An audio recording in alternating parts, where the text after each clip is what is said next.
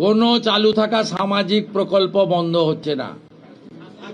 কোনো সামাজিক চালু থাকা প্রকল্প, এটা আমরা আমাদের কর্মসূচি মানে প্রচারকালীনও বলেছি, কোনো চালু থাকা সামাজিক প্রকল্প সে 30 বছর আগের হতে পারে, 10 বছর আগের হতে পারে, কোনো সামাজিক প্রকল্প আমরা বন্ধ করছি না।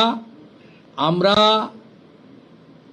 পেপারলেস অফিসও করব, আমরা সমস্ত পোর্টালগুলোকে আপডেটও করব এবং সমস্ত বেনিফিশিয়ারি ডিবিটির মাধ্যমে, যেটা নরেন্দ্র মোদীজির নেতৃত্বে দেশের সরকার করেছে, ডাইরেক্ট বেনিফিট ট্রান্সফারের মাধ্যমে হবে এবং সবটাই স্বচ্ছতার সঙ্গে হবে।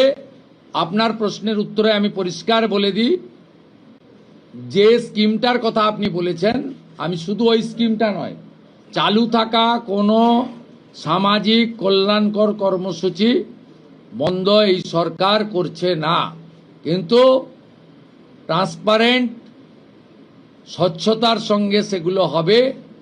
কোনো মৃত ব্যক্তি তিনি কোনো সামাজিক প্রকল্পের সুযোগ পেতে পারেন না, আপনিও বলবেন না পাওয়া উচিত নয়। কোনো অভারতীয় তিনি ভারতের কোনো প্রদেশ বা জাতীয় সরকারের কোনো বেনিফিট তার পাওয়া উচিত নয়।